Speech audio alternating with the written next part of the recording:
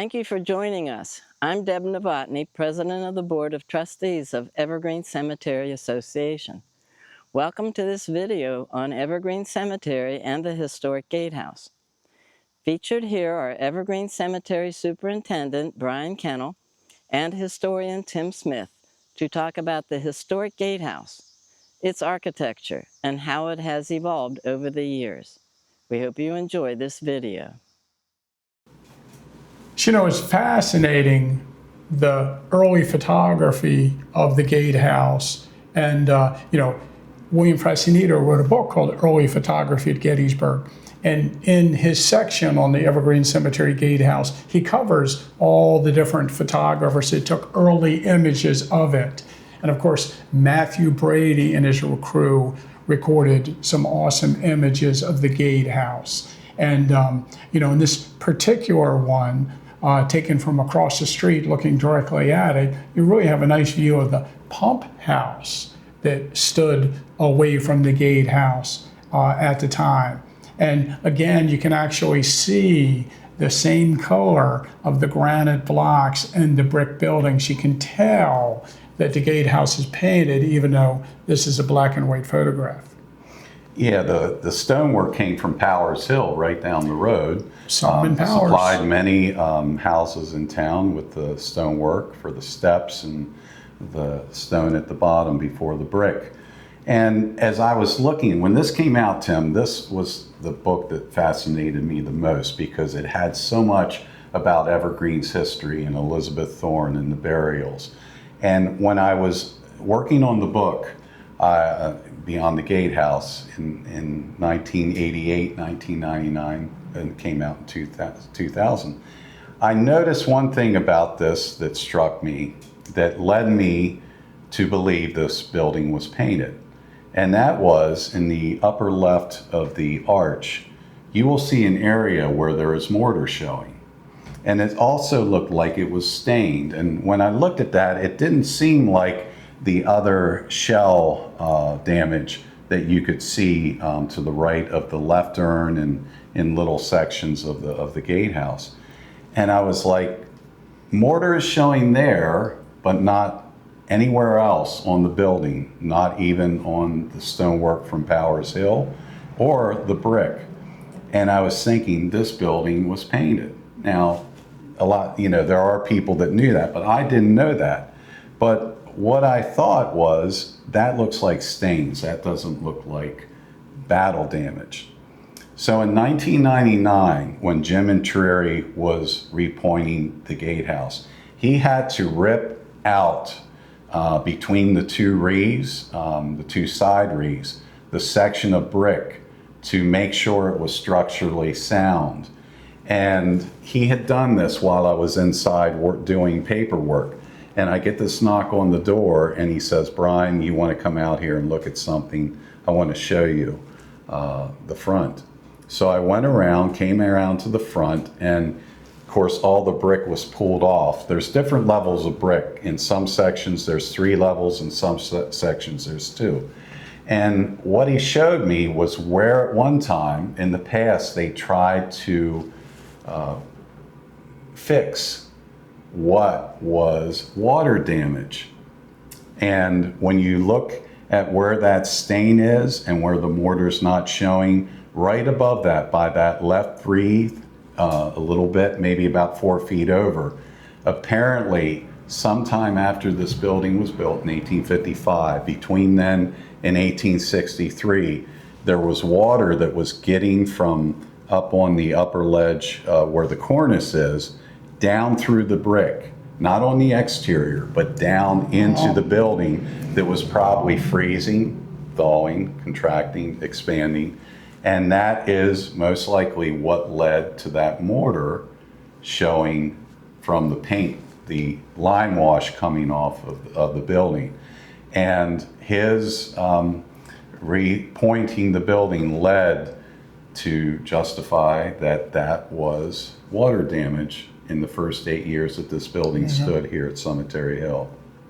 And around the year 1900, if you look at photographs of the building, they actually allowed the whole front of it to have ivy growing along it. And I'm sure when the rain got behind that ivy, that did some serious damage to the structure also. Yeah, and ivy will make its way into the mortar and the brick, and was definitely also hard on the building in the early 1900s. There is that one. Was it a postcard that had the gatehouse with ivy? Yeah, we have a postcard of the gatehouse from about 1906 that actually shows the ivy growing on it. And I think people were surprised by that.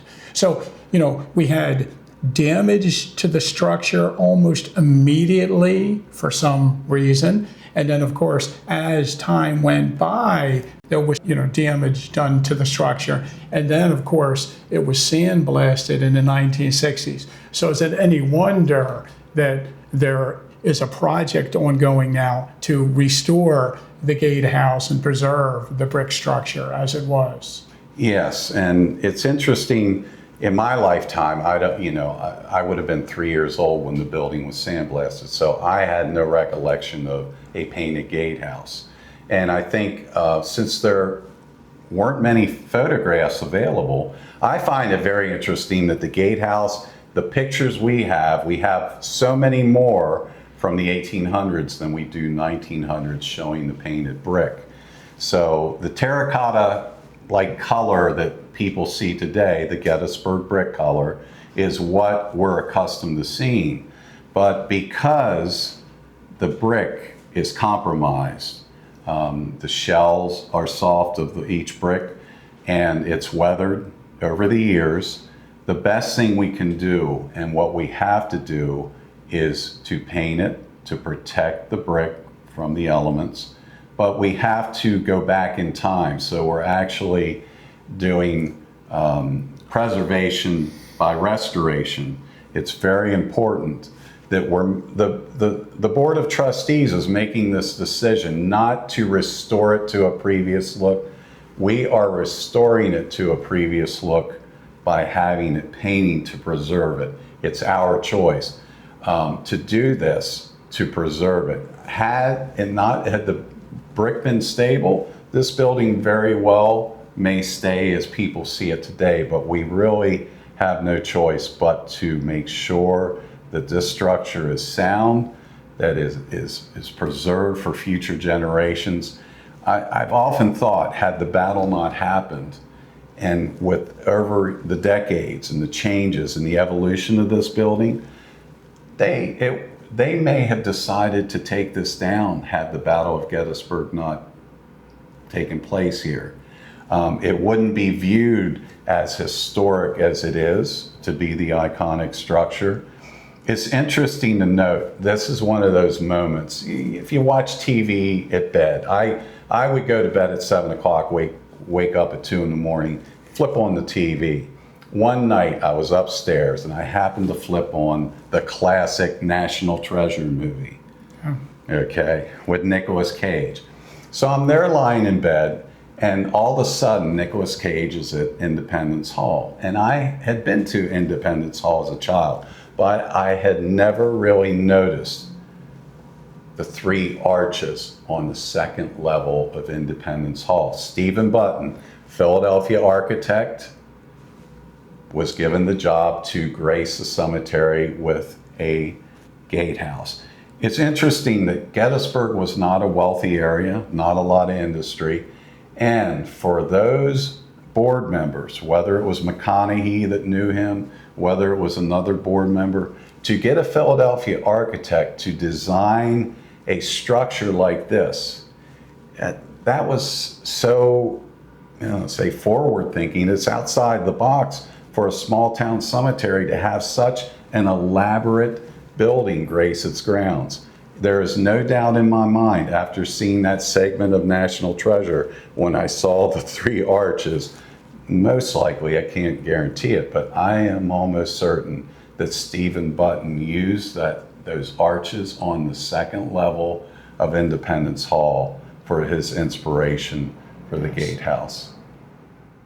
Tim, after all of these years of knowing you and working with you when you're on the board of helping to review my book and overseeing that aspect of it, I often wondered deep down inside, what personally does the gatehouse represent to you?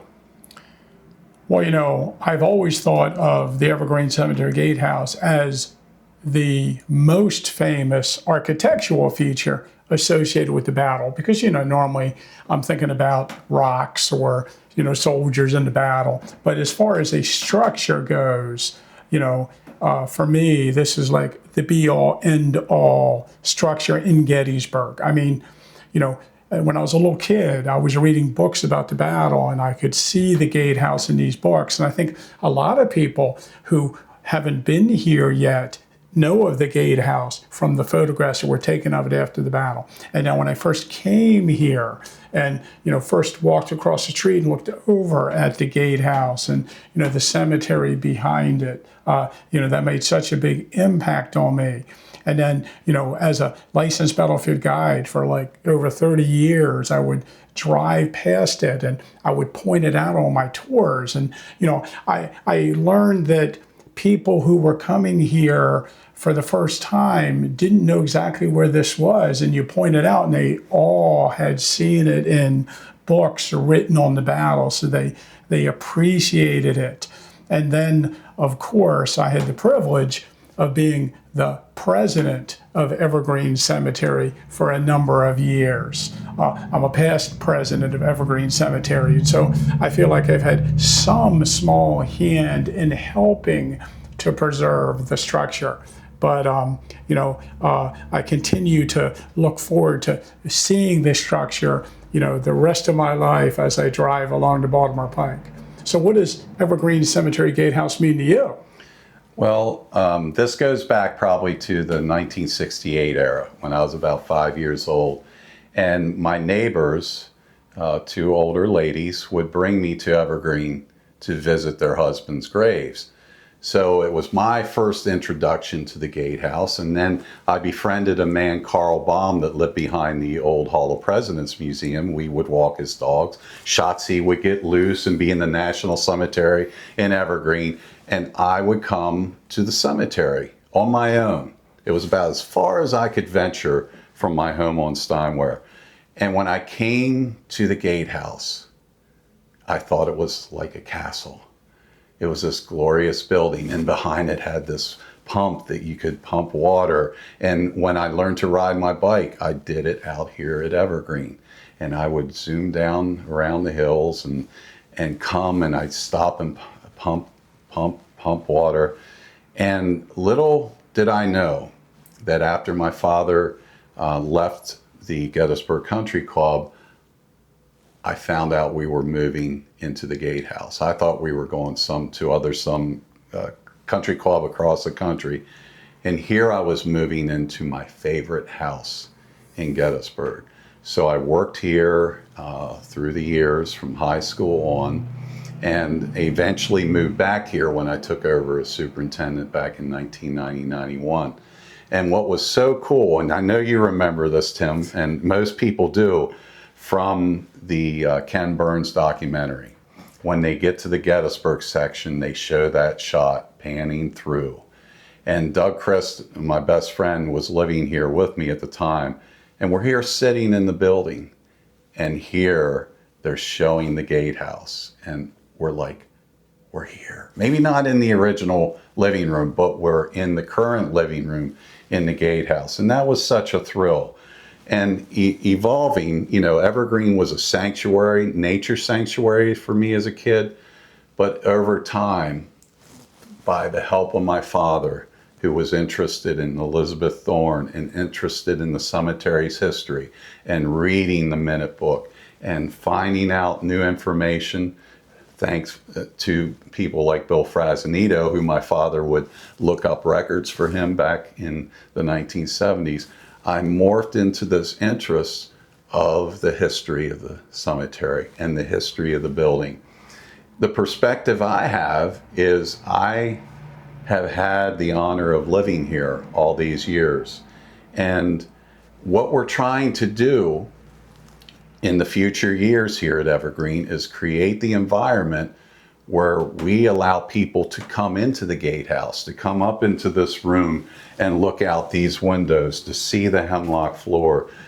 I've often said this position is a position of exclusive. Yeah, I mean, to live at the gatehouse, it's like an exclusive thing. We're trying to be inclusive, to welcome visitors to the cemetery, to the gatehouse, because if more people get to understand what it's like in here, even though it's not exactly like it was back in 1863, it allows people to understand a perspective of what the size of the rooms were, how small it was for the Thorns. If we allow those people to come into the gatehouse, those people and the young children that we're trying to teach the history of Elizabeth Thorne through the children's book, those future generations will hopefully have the same, not different perspective, but the same interest in preserving this building for future generations. And I've had the inside out look, of living here and waking up here and seeing the snowfalls outside the gatehouse. That's been a truly an honor. And now that I'm 62 years old, I see my time. I've been, in charge since 1990, and I saw my father go through his phases. So it's neat to be able to live here, but it's neat to have the perspective that what the Board of Trustees and people like yourself at the Adams County Historical Society and Gettysburg History are doing to help get the word out that we need to preserve this building for future generations so that others can experience it also. Hello, I'm Kristen Rice, a member of the Board of Trustees of Evergreen Cemetery. Thank you for joining us on our tour of Evergreen Cemetery and our gatehouse. The Evergreen Cemetery Board of Trustees have announced a fundraising campaign, the Gatehouse Preservation Project, to restore, preserve, and paint the deteriorating brickwork, to install informational wayside displays for visitors, and create 3 memorial gardens near the gatehouse entrance. We hope you will consider joining our gatehouse preservation efforts by making a tax-deductible contribution either online or via mail. No matter the size, your gift is critical to preserving the gatehouse legacy. With your help, a national treasure will be preserved for future generations.